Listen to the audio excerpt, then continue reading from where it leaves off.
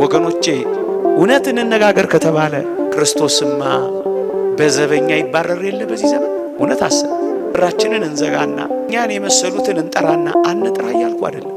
እኛን የመሰሉትን እንጠራና ክርስቶስስ በር ይዘጋበታል፣ በዘበኛ ይባረራል። እውነት አሰብ እንደው ራሳችንን እንየው። አስከፋዋችሁ ይሆን? በዘበኛ ይባረራል፣ ክርስቶስማ በር ይዘጋበታል። ወገኖቼ በክንፉ ጥላ ስር ያሳረፈንን አምላክ እውነት እንነጋገር ከተባለ ክርስቶስንማ በፀሐይ አስመትተነው የለ?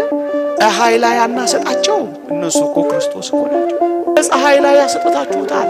እጅግ ይደንቃል። በከበረው ዙፋን ላይ ያስቀመጠንን ጌታችንን ድንጋይ ላይ አንጥፈነዋል። እቅጩንማ እንነጋገር። ከዋናው ማዕዳችን አባረነው፣ ፍርፋሪ እንኳን ነፍገነዋል። በድብድብ የሚበሉት በሽሚያ የሚያገኙት አንዳንዴ እየተደባደቡ እንኳን ደማቸውን አፍስሰው የሚሄዱበት አይደለ ድግሶቻችን፣ ሰርጎቻችን። የታል ክርስቶስ? ያማረውን ለምለም መስክ ያሰማራንን ጌታ እውነት እንነጋገር። ስለ ቃሌና ስለ ድፍረቴ ይቅርታ አድርጉልኝ። ሶፍት የተቀላቀለበት አይደለም እንሰጠው ነው አይደለም። የጋጥነውን አጥንት አይደለም እንወረውረው።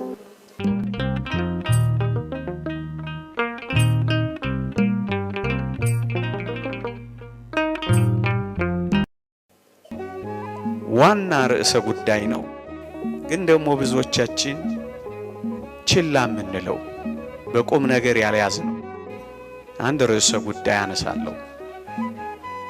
ታስታውሱ ከሆነ ባለፈው ሳምንት ረቡዕ በአንድ ርዕስ ተማምረን ነበረ። አስታውሱ ብያችሁ አላስጨንቃችሁም። እኔ ግን አስታውሳችኋለሁ።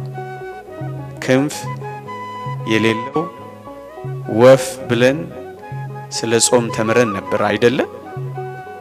ዛሬ ደግሞ የተረሳው መቅደስ በሚል ርዕስ እንደ ንዑስ ርዕስ ከጾም ጋራ አብሮ የሚወሰድ አንድ መድኃኒት እንማራለን።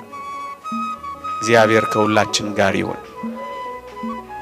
የዛሬ ወር አካባቢ ታስታውሱ ከሆነ ስለ ጸሎት ተማምረን ነበር። የዛሬ ሳምንት ስለ ጾም ሰምተናል። ዛሬ ደግሞ አስደናቂ ስለሆነች አንዲት ሕይወት ስለምትፈጽሟት ግን ደግሞ ብዙ ጊዜ ስንናገራት ችላ ስለምትባል ስለ አንዲት ሕይወት እንማራለን። የተረሳው መቅደስ ከጾም ጋር። አንድ ሊቅ እንዲህ ይላል፣ የክርስቶስ እውነተኛ መቅደስ የአማኙ ነፍስ ናት። እናስጊጣት፣ ልብስም እንስጣት፣ ስጦታም አንንፈጋት፣ በእርሷ ጌታን እንኳን ደህና መጣህ እንበለው ይላል። የክርስቶስ እውነተኛው መቅደስ የአማኙ ነፍስ ናት ይልና እናስጊጠው፣ ልብስም እንስጠው፣ ስጦታም አንንፈገው፣ የተወደደ ጌታችንን በእርሱ እንኳን ደህና መጣህ እንበለው ይላል። ስለ ተረሳው መቅደስ ማስታወስ ፈልጌ ነው።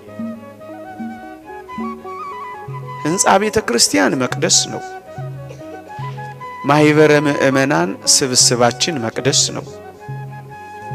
አንድ ምእመን አንድ አማኝም ራሱ መቅደስ ነው። ይሄ ሊቅ ያለው በሶስተኝነት ስለጠቀስኩት ስለ አንዲት አማኝ ስለ አንድ ነፍስ ነው። የክርስቶስ መቅደስ ነው ይልና ልብስም እናልብሰው፣ እናስጊጠው፣ ስጦታም አንንፈገው ይልላችኋል። ሊቃውንት አሁን ስለምናገረው ነገር ሲያብራሩ ምን ይላሉ?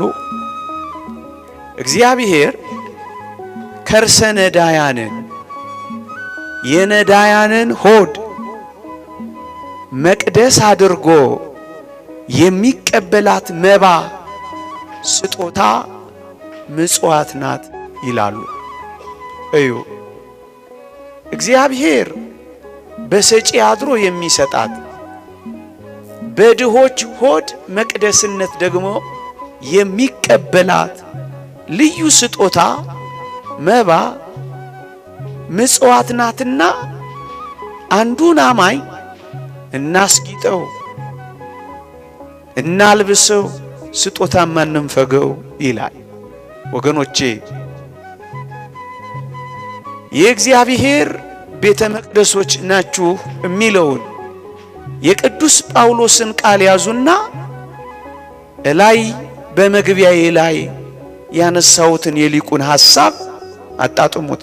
ይኸውም በነባቢት ቤተ መቅደስ በድሆች ሆድ ውስጥ ለእግዚአብሔር የምትቀርብ ተቀባይነት ያላት ቁርባንማ የክርስቲያኖች ምጽዋት ናታ።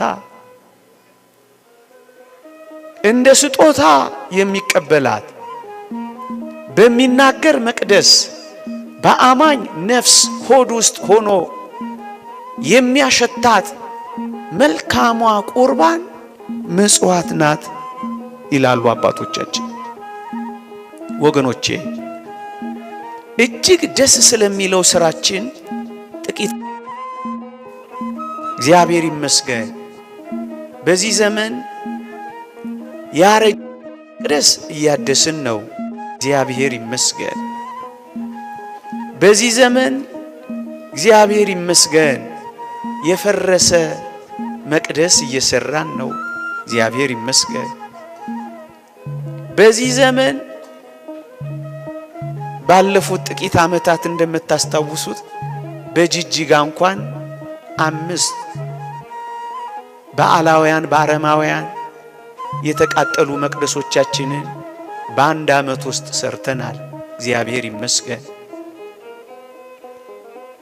እግዚአብሔር ይመስገን የተዘጉ መቅደሶችን ከፍተን በዕጣን ሞልተን ሙጃ ሙጃ የሚሸተውን መክፈት ችለናል።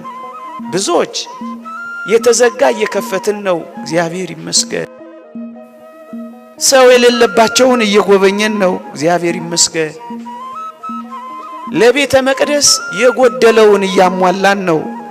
እያስጌጥን እያሸበረቅን ነው። እግዚአብሔር ይመስገን ይህ ምንኛ ድንቅ ሥራ ነው ወገኖቼ። በዚህ ዘመን ያለን ሰዎች እየተመሰገንን ነው። እግዚአብሔር ይመስገን። እኔ ግን ሌላ የጋየ መቅደስ አሳያችኋለሁ። እኔ ግን ሌላ የተራቆሰ መቅደስ አሳያችኋለሁ። እኔ ግን ሌላ የዘመመ መቅደስ አስጎበኛችኋለሁ። እኔ ግን ሌላ የተዘጋበት ደጅ አሳያችኋለሁ። አዎ እግዚአብሔር ይመስገን ለዚህኛው መቅደስ ብዙ ተግተናል። ግሩም ነው። ግንማ ሌላ የተረሳ መቅደስ አለ። ሌላ የወደቀ መቅደስ አለ። ሌላ የፈረሰ መቅደስ አለ። ሌላ የተዘጋ መቅደስ አለ። ሌላ ሐሩር የበላው መቅደስ አለን። እሱን መቅደስ አሳያችኋለሁ። ምእመናን ስንት ቤተ መቅደሶች እርቃናቸውን ቀርተው ይሆን? ስንት ቤተ መቅደሶች የሚለብሱት አጥተው ይሆን? ስንት ቤተ መቅደሶች የሚያፈስ ጣራ የሻገተ ምሰሶ እንደቀየር ስንቶች ጎርፍ ላይ ያድሩ ይሆን? ስንቶች ከላይ ዶፍ ከስር ጎርፍ እየወረደባቸው ይሆን? ስንት መቅደሶች እነዚህን መቅደሶች አረሳናቸው ይሆን? ስንት መቅደሶች ጋይተዋል። ስንት መቅደሶች ፈርሰዋል። ስንት መቅደሶች አዘመመዋል። ስንት መቅደሶች ጎዳና ላይ ወድቀዋል። ስንት መቅደሶች በረሃብ ምክንያት ጠውልገዋል። ስንት መቅደሶች በዚህ ክረምት ብቻ በብርድ ስንቶች ሞተዋል። የአዲስ አበባን ስታቲስቲክስ ማየት ትችላላችሁ። እንደውም ይሄ ትምህርት ለክረምትም ይሆናል። ቱቦ ስር የሚያድሩ ስንት ቤተ መቅደሶች አሉ። አባ ከና ሚሊያጡ ብርድ ልብስ የሚያለብሳቸው የተነፈጉ ብርድ አንጀታቸው ውስጥ ሲገባ ቤንዚል እየሳቡ የሚፈርሱ ስንት ሕፃናት ብሔራዊ ቲያትር ቆመዋል። እና መቅደሶች አልጋዩም ልትሉኝ ነው? እና መቅደሶች አልፈረሱም ልትሉኝ ነው? እና መቅደሶች አልተረሱም ልትሉኝ ነው? እና መቅደሶች አላረጁም ልትሉኝ ነው? ወገኖቼ የኛው ቤተ መቅደስ ማሰባችን አያስወቅሰንም። ያኛውን ቤተ መቅደስ ግን መርሳታችን ያስወቅሰናልና ነው የተረሳው ቤተ መቅደስ ያልኳችሁ። እዩ፣ በቅዱስ ዮሐንስ አፈወርቅ ዘመን ደሃ ወገናቸውን እየረሱ ልብ በሉ፣ ደሃ ወገናቸውን ከእግዚአብሔር ዋጋ የሚያገኙ እየመሰላቸው ቤተ ክርስቲያንን የወርቅና የብር ማከማቻ አድርገዋት ባየ ጊዜ ሊቁ ቅዱስ ዮሐንስ አፈወርቅ ተበሳጨ፣ መንፈሱም ተናደደበት እና ምን አለ መሰላችሁ? የሱን ቃል በቃል ነው ማነብላችሁ። ቁም ነገሩ ደሃ ወገናቸውን ረስተውታል። የእግዚአብሔርን ቤተ መቅደስ ግን በወርቅና በብር መከማቻ አድርገውት ሊበላሽ ደርሶ አይቶታል እና ምን አላቸው መሰላችሁ? እንዲህ አለ፣ ደሃ ወገንህ በረሃብ እየማቀቀ አንተ የጌታን ማጴዛ በወርቅና በብር ዕቃዎች ብትሞላው ጥቅም ምንድነው?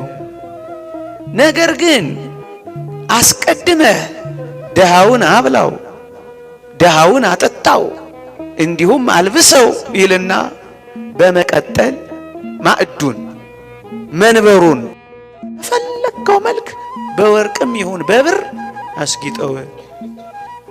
መጀመሪያስ እዚያ ጋር የወደቀውን፣ መጀመሪያስ እዚያ ጋር መጀመሪያስ እዚያ ጋር የተራቆተውን እሱን መጀመሪያ፣ ከዛስ ከፈለክ በወርቅ ከፈለክ በብር ከፈለክ በእንቁ ከፈለክ በያስፔድ በፈለከው አስጊጠው አለ። መጀመሪያ ግን ያኛውን መቅደስ አትርሰው። እንደውም ይቀጥልና ለጥሙ ጠብታ ታክል ቀዝቃዛ ውሃ እንኳን ሳትሰጠው የወርቅ ጽዋን ስጦታ አድርገህ ለእግዚአብሔር ታመጣለታለህ ነው ይላል። እዚያ እኮ ጠብታ ውሃ አጥቷል። አንተ ግን ለእግዚአብሔር የወርቅ ጽዋ በማምጣትህ በጣም ደስ የምታሰኝ ይልና ድሃ ወገንህ አካሉን የሚሸፍንበትን እራፊ ጨርቅ ለድሃ ወገን ነፍጋው፣ መንበሩን ግን በወርቅ ግምጫ ጨርቅ በማስጌጥህ ከጌታ ዘንድ የረባ ዋጋ አገኛለሁ ብለህ ታስባለህ? እንዲህ በማድረግ አምላክህን በስጦታ ልትሸነግለው ትፈልጋለህ ይላል። ምን ማለት ነው? እዩ፣ እዚያ ጋር የወደቀው ደሃ ወገንህ እሱ ራሱ አንዱ የክርስቶስ አካል ነው ይላል ሲያብራራ። ምክንያቱም ብራብ ወይ ራሱን፣ ብጠማ አጠጣችሁኝም ወይ ራሱን፣ ብታረስ አላለበሳችሁም ወይ ድሃውን እኔ እያለ አካሉ ካደረ እዚህ በወርቅ ሐር ያስጌጥከውን ስጋ እዛ ጋር አራቅተዋልና እዚህም እዚያም አልብሰው። እዚህ ያከበርከውን ስጋ እዛ ጋር ለምን አራቆትከው? ያንንም ስጋዬ ይሄንንም ስጋዬ ይለዋል እኮ። ታዲያስ በዚያ በኩል አራቁተዋል፣ በዚህ በኩል ግን አክብረዋል። እግዚአብሔር በዚህ ደስ የሚሰኝ ይመስልሃል? ብሎ ነው የሚወቅሳቸው። የተወደዳችሁ ኦርቶዶክሳውያን አስቀድመህ ድሃ ወገንህን አስበው፣ መግበው፣ አልብሰው፣ ከዚያም ስጋውንና ደሙን ባህር ጨርቅ አክብረው፣ በዚያ ያከበርከውን በዚያ ተራቁተው ይህን ስጋዬ እንዳለው ያንን ደግሞ አካሌ ብሎታልና ይለዋል። የተወደዳችሁ ኦርቶዶክሳውያን አያችሁ፣ የተረሳውንም መቅደስ አስታውሰው ይሄንንም ደግሞ አክብረው። ያንን ዘለኸው ይሄን ብቻ ብታደርገው አምላክህ ደስ የሚሰኝብህ አይምሰልህ፣ ወይም በስጦታ ልትሸነግለው አትፈልግ ነው የሚለው። ይሄንን እያከበርክ ያኛውንም አትርሳው፣ ያኛውን ሳትረሳ ይሄንንም አክብረው። ኦርቶዶክሳውያን እስኪ የምር እንነጋገር። እንደ ክርስቲያን እንደ ኦርቶዶክሳውያን ድግሶቻችን፣ ሰርጎቻችን፣ በዓላቶቻችን፣ የቤተ ክርስቲያን ድግሶቻችን እንኳን ሳንቀር እስኪ እንነጋገር። የምንጠራቸው የምንሰጣቸው የፊት ወንበሮች ከተዘጋጀው ማዕድ እፍታውን ከላይ የምናወጣላቸው እነማን ናቸው ወገኖች? እስኪ የምር እንነጋገር። እርግጠኛ ነኝ ክርስቶስ ማግኘት እፈልጋለሁ፣ ለክርስቶስም ስጦታ መስጠት እሻለሁ እንደምትሉ አስባለሁ። ወገኖቼ የድግሶቻችሁን፣ የሰርጎቻችሁን፣ የምርቃቶቻችሁን፣ የበዓላቶቻችሁን፣ የልደትና የክርስትና በዓላችሁን፣ የልጆቻችሁንም በዓል እንኳን ሳይቀር ተውቴ ሞት ዓመትና ተስካር እንኳን ሳይቀር የፊት ወንበሩ ለክርስቶስ ነው የሚለቀቀው። ለክርስቶስ የፊት ወንበር ሲለቀቅ ምን እንደሚሆን ታውቃላችሁ? እንዲህ ይላል እግዚአብሔር ቃል፣ ላንብብላችሁ። ግብዣ ባደረክ ጊዜ ድሆችንና ጉንድሾችን፣ አንካሶችን፣ እውሮችንም ጥራ፣ የሚመልሱት ብድራት የላቸውምና ብፁዕ ትሆናለህ፣ በጻድቃን ትንሣኤ ይመለስልሃልና ይላል። ወገኖቼ ግብዣ ባደረጋችሁ ጊዜ የፊት ወንበሩ የድሆች ነው። የፊት ወንበሩ የምስኪኖች ነው። የፊት ወንበሩ የጉንድሾች ነው። የፊት ወንበሩ የተራቡት ነው። ቅድሚያውን እንግዲያው ስለ ክርስቶስ ነው የምትሰጡት። ለማን ነው የምትሰጡት? እንደ ውሻ አላደረግ ነው። የታል ክርስቶስ? የታሉ ድሆች? የታል ያ መቅደስ? የታል ይሄ ሕይወት? የታል ይሄ ክርስትና? እውነት ነው ውሸት ነው የምንኖረው? አልተረሳም፣ አልተተወም፣ አልተባረረም። እመኑኝ። ደግሞም ታውቃላችሁ በዚህ ዘመን ትልልቅ ሆቴሎች ትርፍራፊን እንኳን ለድሃ በገንዘብ መሸጥ ጀምረዋል። ምን ማለት ነው? የፊቱ ወንበር ከክርስቶስ ተባሯል። እውነት እንነጋገር ከተባለ እንዲህ አይደል እየኖርን ያለ? አልተረሳም ክርስቶስ። ሲተርፍ የምንሰጣቸው፣ ሲሻግት የምንወረውርላቸው፣ ራሪውን የምንጥልላቸው አይደለንም? ምን ብዙዎቻችን። እንደውም ሊቁ ቅዱስ ዮሐንስ አፈወርቅ ዳግመኛ እንዲህ ይላል፣ በረከቱ ትደርብንና በሞቴ ስሙኝ። እንዲህ ይላል፣ አንተ ከተገቢው በላይ ትመገባለህ። እየሰማችሁት ነው? እንዳይከፋችሁ። ቢከፋችሁስ እውነት ከመነገር ወደ ኋላ ይባላል። እንድንሰራው እኮ ነው። እውነት አሰብ ከጾም ጋር አላልኳችሁ? ከምን ጋራ? ከምን ጋራ? ከጾም ጋራ አብሮ የሚወሰድ ወገኖቼ። እውነት እንነጋገር ከተባለ ክርስቶስማ በዘበኛ ይባረር የለ በዚህ ዘመን። እውነት አሰብ በራችንን እንዘጋና እኛን የመሰሉትን እንጠራና አንጥራ እያልኩ አይደለም። እኛን የመሰሉትን እንጠራና ክርስቶስስ በር ይዘጋበታል፣ በዘበኛ ይባረራል። እውነት አሰብ እንደው ራሳችንን እንየው። አስከፋዋችሁ ይሆን? በዘበኛ ይባረራል፣ ክርስቶስማ በር ይዘጋበታል። ወገኖቼ በክንፉ ጥላ ስር ያሳረፈንን አምላክ እውነት እንነጋገር ከተባለ ክርስቶስንማ በፀሐይ አስመትተነው የለ? ፀሐይ ላይ አናሰጣቸው። እነሱ እኮ ክርስቶስ እኮ ናቸው። በፀሐይ ላይ ያሰጣችሁታል። እጅግ ይደንቃል። በከበረው ዙፋን ላይ ያስቀመጠንን ጌታችንን ድንጋይ ላይ አንጥፈነዋል። እቅጩንም አንነጋገር። ከዋናው ማዕዳችን አባረነው፣ ፍርፋሪ እንኳን ነፍገነዋል። በድብድብ የሚበሉት በሽሚያ የሚያገኙት አንዳንዴ እየተደባደቡ እንኳን ደማቸውን አፍስሰው የሚሄዱበት አይደለ ድግሶቻችን፣ ሰርጎቻችን። የታል ክርስቶስ? ያማረውን ለምለም መስክ ያሰማራንን ጌታ እውነት እንነጋገር። ስለ ቃሌና ስለ ድፍረቴ ይቅርታ አድርጉልኝ። ሶፍት የተቀላቀለበት አይደለም እንሰጠው ነው አይደለም። የጋጥነውን አጥንት አይደለም እንወረውረው። እንደው ይቅርታ አድርጉልኝ፣ እንደ ውሻ አላደረግነው። የታል ክርስቶስ? የታሉ ድሆች? የታል ያ መቅደስ? የታል ይሄ ሕይወት? የታል ይሄ ክርስትና? እውነት ነው ውሸት ነው የምንኖረው? አልተረሳም፣ አልተተወም፣ አልተባረረም። እመኑኝ። ደግሞም ታውቃላችሁ በዚህ ዘመን አስቸግሯል። ትልልቅ ሆቴሎች ትርፍራፊን እንኳን ለደሃ በገንዘብ መሸጥ ጀምረዋል። ምን ማለት ነው? የፊቱ ወንበር ከክርስቶስ ተባሯል። እውነት እንነጋገር ከተባለ እንዲህ አይደል እየኖርን ያለ? አልተረሳም ክርስቶስ? ሲተርፍ የምንሰጣቸው፣ ሲሻግት የምንወረውርላቸው፣ ቅራሪውን የምንጥልላቸው አይደለንም? ምን ብዙዎቻችን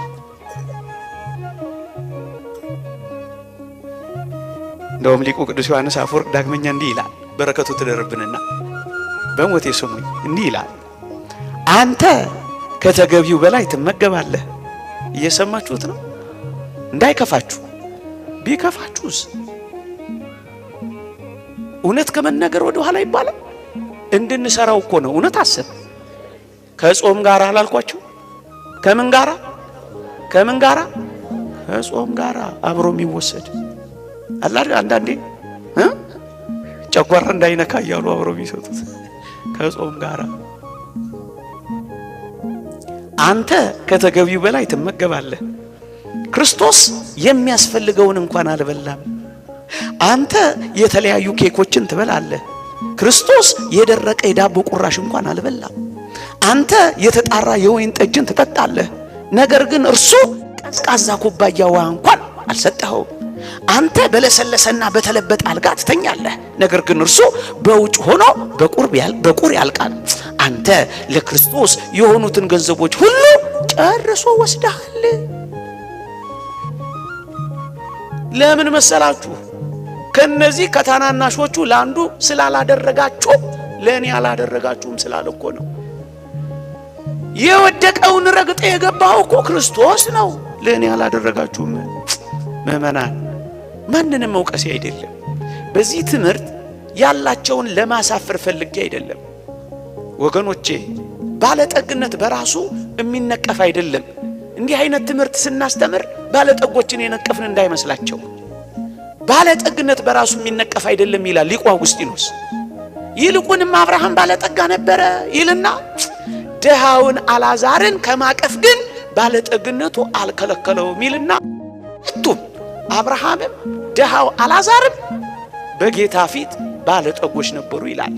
ኢዮብ ባለጠጋ ነበር። ባለጠግነት የሚነቀፍ አይደለም። ባለጸግነትን የምናወግዝም ይመስላቸው አሉ። አይደለም አይደለም ምእመናን። እና ከእንግዲህም አሁን ስናገር ያንን እየነቀፍኩ እንዳይመስላችሁ፣ ጉርለት ሞላ እያሳሰብናችሁ ነው። እዩ እንደ እውነት እንነጋገር ከተባለ ያንዳንዶቻችን እኮ መኪና ቤት አላት። እውነት አሰብ። የመኪና ቤት ማደሪያ አለ የለም? አዎ። ለክርስቶስ ግን አሁንም ድረስ ቤት ተነፍቆታል። ቤት የለውም።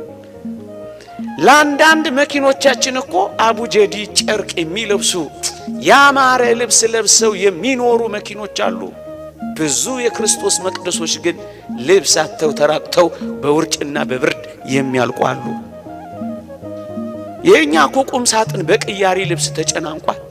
ምናልባት ልብስ ለመቀየር ጣዋት እኮ 5 እና 10 ደቂቃ ስናወጣ ስናወርድ፣ ከዚያም ደግሞ የሰራተኛይቱ እዳ ይሆናል ረፈድፈድ ሲል።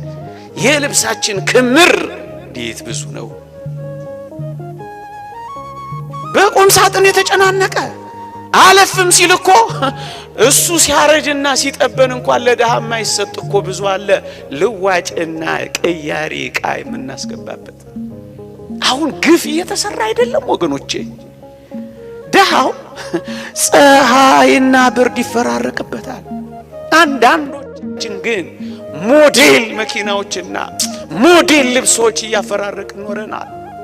ዲያ ክርስቶስ ይታል ከዕለታት አንድ ቀን ለመቅደስ የምንሰጠው ብር፣ ያውም ደጅ ተጠንተን የምናመጣው ገንዘብ። ተው እንጂ ምእመናን፣ ድሆች እኮ በዚህ ዘመን የሚደርቡት ብርድ ልብስ አጥተዋል። እኛ በብራንድ ተጨናንቀናል። ድሃው ክርስቶስ ከዋናው ማዕድ ተገፍትሯል። አንዳንዶቻችን ግን መጀመሪያ ስታርተር፣ ከዛ ዋናው ምግብ፣ ከዚያ ደግሞ ዴዘርት። አቤት ጉዳችን!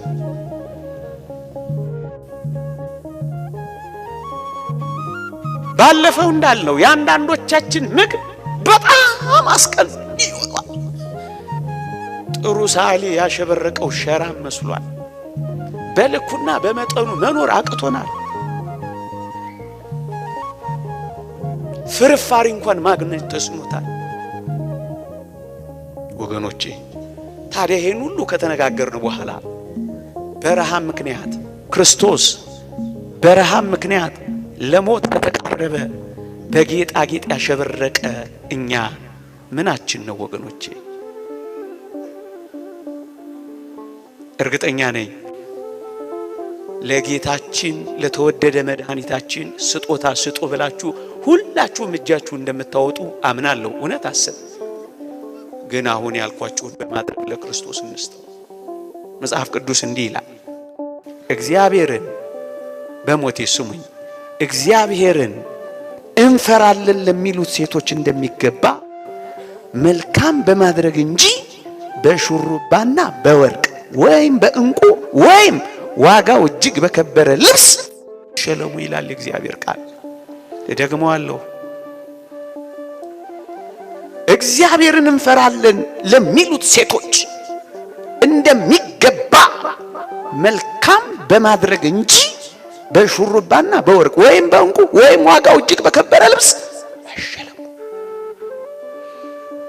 እህቶቼ፣ እናቶቼ በመልካም ማድረግ ተሸለሙ። በልክና በመጠን ኑሩ። ወርቅና እንቁ በማድረግ ያጌጠ ልብስ በመጫማት በማድረግ በመልበስ ድሆችን አታስቀኑ። በልኩና በመጠኑ ኑሩ ነው እኮ የሚለው። ይልቁንም መልካም በማድረግ በትሩፋት ታጌጡ ዘንድ ውደዱ ነው የሚለው። ይሄ ትሩፋት ምንድነው? ልጆችን በመልካም ማስተዳደር፣ እንግዶችን መቀበል፣ የቅዱሳንን እግር ማጠብ፣ በክርስቶስ ምዑዛት መሆን። በዚህ በትሩፋት አጊጡ፣ መልካም በማድረግ አሸብርቁ እንጂ ልከኛ ሁኑ። መጽሐፍ ቅዱስ እንዲህ ይላል፣ በልብስ ጌጥ አትታበይ፣ በከበርክበት ወራት ራስን አታኩራ ይላል። ስንቶች ኩሮች ሆን በልብሳችን ምክንያት ኮራን። ባጌጥ ነው ሀብል ተመጻደቅ፣ በተጫማ ነው ጫማ እቻ አፈራት ትንካኛል። በምንነዳው መኪና ደሃውን መስታወቱን ዘጋንበት፣ ስቲከር ለጠፍንበት፣ ክርስቶስን አባረር ነው።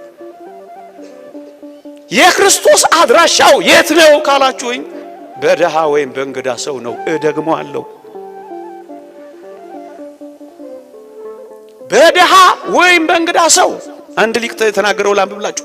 ክርስቶስ ዘወትር ወደኛ የሚመጣው በደሃ ወይም በእንግዳ ሰው ነው። ክርስቶስን እንኳን ደህና መጣ ማለት ከፈለጋችሁ ቢያንስ አንድ ደሃ ይኑራችሁ መታጎርሱት። አንድ ደሃ እንኳን ደህና መጣ በሉት ክርስቶስን። አባ ቢሾይ ትዝ አይላችሁ? እግዚአብሔር እገለጥልሃለሁ አለው ይላል። ባጭሩ ታሪኩን ላሳጥረው ሰዓቴ ስላለቀ እገለጥልሃለሁ አለው ይላል። ለሕዝቡ ሁሉ አወጀ። እግዚአብሔር በተራራው ላይ ይገለጣል ብሎ ነገረ። ሕዝቡ ሁሉ ወደ ተራራው ተመመ። ተራራው ላይ ከመውጣታቸው በፊት ግን ተራራው ስር ግን አንድ ደሃ ተቀምጦ ነበር። ወዴት ነው ሄዱት ይላቸዋል። ዛሬ እኮ የተወደደ ክርስቶስ እኮ በተራራው ላይ ይገለጣል ብሎናል ይሉታል። ባካችሁ እኔም ጌታዬ ልየው ባካችሁ ሰዱኝ እያለ ይማጸናቸዋል። እነሱስ ክርስቶስን ለማየት ወደ ተራራው ግስጋሴ። ከዛስ ተከማቸ ሕዝቡ። ልክ እዚህ ጉባኤ ላይ እንዳለው ተከማቸ። ማንን ጠበቃ? ክርስቶስ ይመጣል ብሎ ካሁን መጠበቅ ያዘ። መጨረሻ ላይ ደካማ የሆነው በጸሎት የበረታው አባ ቢሾይ እንደነገራቸው የእግዚአብሔር መገለጥ በተራራው ላይ ሊያይ ወደ ተራራው ግርጌ ሲደርስ አንድ ደሃ ተቀምጧል። ሰውን ሁሉ እንደለመነው አሁንም አባ ቢሾይ ለመነው። ባካ አባቴ ሆይ ክርስቶስን ማየት ፈልጋለሁ እባክህ ውሰደኝ አለው። አባ ቢሾይም በርከክ አለ። በሽምግልና ጉልበቱ በጃጀ ጉልበቱ በርከክ አለና ደሃውን ምን አረገው? ተሸከመው። ስዕሉ እንደዚህ ታገኙታላችሁ። አባ ቢሾይ ምእመናን ስንት ድሆችን ተሸክመን አሻግረናቸው ይሆን? ቀን አላልፍ ያላቸው፣ ዘመን የጨለመባቸው፣ ጉልበት የከዳቸው፣ ገንዘብ የራቃቸው፣ ጤና ያጡትን የተሸከምናቸው ሰዎች አሉ። ስንቶች እቺን ሀገር ተሸክሞ ተጥለው ይሆን? የምትሸከሙት በርከክ የምትሉለት አለ? የምትሸከሙት እንጃ። ተሸከሙ በርከክ ብሎ ተራራውን ሊወጣ። አዎ ከዛ ይዞት ወጣ። የሚገርመው ይታል ይሉታል። መጨረሻ ላይ ጌታችን ለአባ ቢሾይ እንዲህ አለው፣ ይሄ ሰው ሁሉ እኔን ለማየት ወጥቷል፣ እኔ ግን የነበርኩት በአባ ቢሾይ ትከሻ ላይ ነበርኩ። ማን ነበር ያ? ማን ነበር? ክርስቶስ። ደሃው እኮ ለካ አባ ቢሾይ ነው ተሸክሞት የሄደው። ክርስቶስን ማግኘት ትፈልጋላችሁ? ይሄው እዛ ጋር ወድቆላችኋል። ይሄው መንገድ ላይ ተሰጥቶላችኋል። ይሄው የሚበላው አጥቶ ወድቆላችኋል። ይሄው የሚለብሰው አጥቶ ወድቆላችኋል። አልብሱት፣ ክርስቶስን ታለብሱታላችሁ። አጉርሱት፣ ክርስቶስን ታጎርሱታላችሁ። እግዚአብሔርን ማግኘት ከፈለጋችሁ እንግዳ ሰው ይኖራችሁ፣ እግሩን እጠቡት፣ ሳሙት። ቢያንስ አንድ ሰው ይኖራችሁ፣ ጎብኙት። ኑሮ ማለት ይሄ ነው። ሌላው ከዚህ ጋር ተጨማሪ ነው። በኋላ ታረጋዋለህ። አንድ ጨከን ያለ ነገር ልንገራችሁ። እዚህ እኔና እናንተ ጎረቤት እዚህ ዝቅ ብሎ ቅዱስ እስጢፋኖስ ቤተክርስቲያን የዛሬ 6-7 ዓመት የሰማሁት ታሪክ አለ። ኤፍኤም ሬዲዮ ላይ ነው የሰማሁት። አንድ ተጋባዥ አጥማቂ መጥቶ ያጠምቅ ነበር መሰለኝ። እዛ አንዲት ታማሚ ሴት ከገጠሪቱ የሀገራችን ክፍል ታማሚ ናት፣ ልትጠመቅ እዚህ ትመጣለች አሉ። 3 ሕፃናት አሏት። አንዱ ሚጠባ ነው። ታማ መጣች። እየተጠመቀች እዛ ማረፊያ አጣች። ደሳሳ ቤት እንኳን የላት። ከዛስ ጥግ ለካ ታድራለች። እየተጠመቀች ታድራለች፣ ግን ታማሚ ናት። ማን አባከና ይበላት? በሩም የተዘጋ ነው፣ መጠለያውም ለሷ አይሆንም፣ የተከለከለ ነው። ኤፍኤም ሬዲዮ ላይ ነው የሰማሁት። ከጥቂት ቀናት በኋላ የዚችን ሴት አንድ ልጇን ጅብ በላባት። ከዛ ወንዝ የሚወጡ ጅቦች ነው ይበሉት። አሁን ክርስቲያኖች አለን ይባላል በዚህ ዘመን። እናንተ ምንድነው ወጉ? ክርስትና ምንድነው? ኑሮ ምንድነው? ህይወት ወገኖቼ። ይሄን ሁሉ ስናገር ምን ኖሮ ነው ይሄ ልጅ የሚጨቀጭቀን የሚል ሰው ሊኖር ይችላል። ምናልባት አንዳንዴ በእንዲህ አይነት ሚዲያዎችም ሲተላለፍ ይሄ ሰው ኢትዮጵያ ውስጥ እንዳለን አያውቅም እንዴ ሊሉኝ ይችላሉ። ምን ኖሮ ነው የምንሰጠው? ጤፍ እንደዚህ ገብቶ ምን ኖሮ ነው የምናካፍለው የሚለኝ ሰው ሊኖር ይችላል። ሲሆን እንዲሰጠን እርዳታ ጠይቅልን እንጂ ጭራሽ ስጡ ትላለህ እንዴ ልትሉኝ ትችላላችሁ። አንዳንድ ሰው ካለበለጸገ በቀር መስጠት የማይሆን የሚመስለው ሊቁ ቅዱስ ዮሐንስ አፈወርቅ ግን እንዲህ ይለናል። ሁላችን ላንብበው በሞቴ ምን ይላል? ድህነትህ የቱንም ያህል ቢሆን እንኳን ይላል 2 ዲናር የለህምን? 2 እግሮች እኮ አሉህ፣ የታመመ ጠይቅበት። 2 አይን እኮ አለህ፣ የተሰቃየ እይበት። ቢያንስ ጣራ እኮ አለህ፣ ዝናብ የሚደበድበው አስጠልልበት። ዲናር አለህ የግድ ኪስህ ሊሞላ አይገባም። የግድ ቤትህ የሞላ ንብረት ሊኖር አይገባም። ከጾም ጋራ ይህንን እናድርጋ። ሀብት የሚባለው በኪስ የሞላው ቦርሳ ያጨቀው ጎተራ የከተተው አካውንት የተቀመጠው ብቻ አይደለም። ከዚያም የሚበልጥ ሀብት እኔ እናንተ ውስጥ አለ። አይና ስንቶች ይጽናናሉ። ፍቅር ብቻ የሚፈልጉ ስንቶች አሉ። አናታቸውን አሸት የሚያደርግላቸው የሚፈልጉ ስንቶች አሉ። እናንተ ማህበራት ጉባኤ ታዘጋጃላችሁ፣ እሰይ ጥሩ ነው። ስወርድ ስለማፍር ላልነግራችሁ እችላለሁ። ጉባኤ ማድመቅ ብቻ አይደለም። በር የተዘጋባቸው ተባያቸውን የሚያራግፍላቸው ቤታቸውን የሚያጸዳላቸው የሚፈልጉ አሉ። አባ ከና የሌላቸው አጽድቶ የሚያቆርባቸው የሚፈልጉ አሉ። ጉዞ ብቻ ነው እንዲህ አብዛኞቻችን የምናረገው። የነፍስ ምግብ ብቻ እኮ አይደለም። እዛም የተዘጋባቸው አሉ። ሰፈር ውስጥ ሰብሰብ በሉና እንዲህ አይነት ስራ እንስራ። የተራባ ይኑራ፣ የቁርሳችንን እናጉርሰዋ። ቢያንስ ሌላ ሁሉ ይቅር። 5 ሆነን አንድ ሰው ያቅተናል። እዩ በሞቴ ደግሞም ሌላ ላሳያችሁ። ቤት ሞልቷቸው የሰው ረሃብ ያዛቸው አለ። የሚያጫውታቸው ያጡ መናገር እየፈለጉ ሰሚ ጆሮ ያጡ እኮ አሉ። እፍኝ ጥሬ ሞልቷቸው እፍኝ አስታዋሽ ልብ የሌላቸው ምስኪኖች አሉ። ደም ብዛት ያዞራቸው የሰው ፍቅር የራባቸው ልጆቻቸው ቤት ገዝተውላቸዋል። ልጆቻቸው ግን አይጎበኟቸውም። ምን ያጡ? ሰሚ ጆሮ፣ ፈላጊ ልብ፣ ገስጋሽ እግር ያጡ ብዙዎች ናቸው። ሰው የተራቡ ገንዘብ ኖሯቸው ጆሮ የተነፈጋቸው መብል ልጆች ሞልተዋቸው ወገኖቼ ፍቅር የራባቸው አሉ።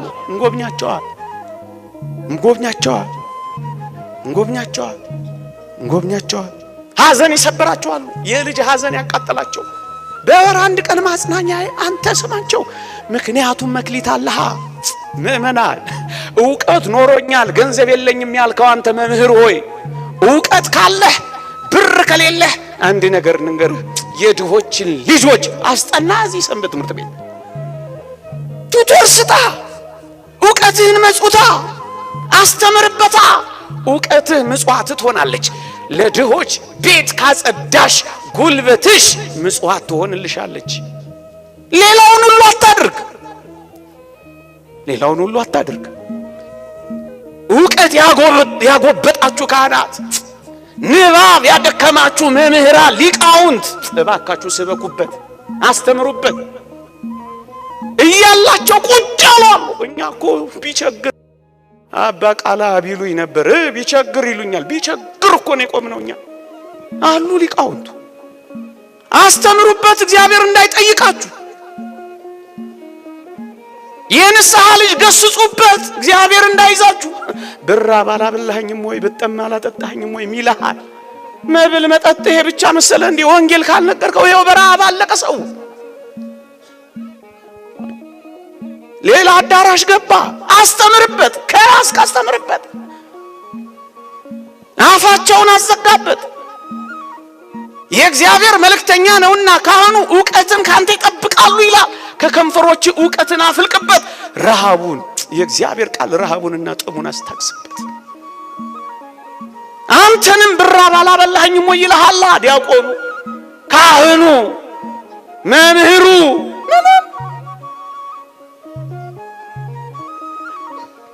እኛ ብናስተምር የሁሉ ትዳር ይፈርስ ነበር። ኤፍኤም ሬዲዮ ላይ ይንጫጫ ነበር።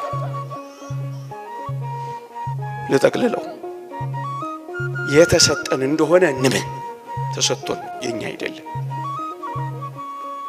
ካለህ ገንዘብ ካለህ እኔ እንዳካፍልለት በሀብት ላይ የሾመኝ ነው ይበል። ምናልባት በሀብት ላይ ተሾመሃል፣ ግን እንድታካፍል ነው። ሰብስበ ጨርሰህ የክርስቶስን ገንዘቦች እንድትወስድ አይደለም፣ እንድታካፍል ነው። እንኳን አይደለም ገንዘብ፣ ታላላቅ የእግዚአብሔር ጸጋዎች እንኳን የጋራችን የሁላችን እኮ ናቸው። ፀሐይን ተመልከታት። ማን ነው የኔ ፀሐይ የሚላት? የኛ አይደለም እንላት። ምንጮች የኛ፣ ዛፎች የኛ፣ ፀሐይ የኛ፣ ገንዘባችንም የኛ የጋራችን ነው። ግን ሁላችንም ወስደን ጨረስ ነው። አንዳንዶቻችን ባጌጠ ልብስ አስቀናናቸው። የጋራችን ነው። በዝናብ የበቀለው በፀሐይ ያበሰለው የእግዚአብሔር ገንዘብ ነው ብለህ በትህትና መጽውተው ይላል ማር ይስሐቅ። የሱ ነው ያንተ ነው ያንተ አይደለም የኔ ነው እንዳትለው የተቀበልከው እንጂ ያንተ መሆንህን እንዳትነግረው ለራስህ ስጥ። መጨረሻ ልጠቅልለው። ሀብታችሁን በጣም ትወዱታላችሁን? ሰፊ ክፍል ነው ላሳጥረው። ሀብታችሁን በጣም ትወዱታላችሁን? ንብረታችሁንስ በጣም ትፈልጉታላችሁን? እንዲያ ከሆነ ብልና ዝገት በማያጠፉት ሌቦችም አጥሩን ምሰው ግድግዳ ጥሰው ግንብ አፍርሰው ጉድጓድ ቆፍረው የማይወስዷት አንድ ቦታ ልጠቁማችሁ። እሷም የድሆች ሆድ ናት። እሷም እግዚአብሔር የሚቀበላት ቁርባን የሆነች ምጽዋት ናት። ጮክ ብዬ ልናገረው፣ ባንክ ከማስቀመጥ በላይ እነዚህ ድሆች ውስጥ አስቀምጡት። አክሲዮን የምትገዙ ሆይ አክሲዮናችሁንም እየገዛችሁ ግን ድሆችንም እየጎበኛችሁ፣ ትልቅ አክሲዮናችሁ የሚሆነው ይሄ ነው። ትልቅ የባንክ ተቀማጫችሁ ይሄ ነው። በአመፃ ገንዘብ እናንተን በመንግስተ ሰማያት እንዲቀበሉ ወዳጆችን አብጁበት። መላከ ብርሃን ሰላማ የሚባሉ አንድ አባት እንዲህ አሉ ይባላል። በጣም ይበትናሉ፣ በጣም ድሆችን ይመገባሉ፣ በጣም ይጎበኛሉ። እና ምን ሆነ መሰላችሁ? ብዙዎች ተቿቸው። ምን ብለው እንዴት ነው ገንዘብህን ምን ብጠላ ነው እንደዚህ የምትበትነው አሏቸው አሉ። እሳቸው ምን ብለው ተናገሩ አሉ? እኔም ልጆቼም ኋላ ወደ ምን ሄድበት አስቀድሜ ብሰደው ገንዘቤን ጠላሁት ወይስ ወደድኩት አሉ አሉ። ኋላ ለምን ሄድበት አስቀድማችሁ ስደዱት፣ ገንዘባችሁን ምን ካላችሁት ከወደዳችሁት እና ይልቁን በዚህና በሚመጡ ዘመናት እነዚህን ሐሳቦች ካላሰብን በቀር የተቸገር የደከም እየወደቅን እንደምንሄድ አትጠራጠሩ። አንድ ሩሲያዊ ጸሐፊ ካህን ቄስ ኦርቶዶክሳውያን በመጨረሻው ዘመን በምግብ ሰብል ራሳቸውን ካልቻሉ ዓለም ያጠፋቸዋል ይላል። እልቅ እየተጎራረስን፣ እልቅ እየተደጋገፈ፣ እልቅ እየተጎበኛኘ፣ እልቅ አለሁልሽ እየተባባል ይሄንን ዘመን ጠንክረነው እንለፍ። አንረሳሳ፣ አንቷቷ። ይቆየን። የእግዚአብሔር ቸርነት፣ የእመቤታችን አማላጅነት፣ የቅዱሳን በረከት ረድኤት አይለየን። እንድንተገብረው እግዚአብሔር ይርዳን። አሜን።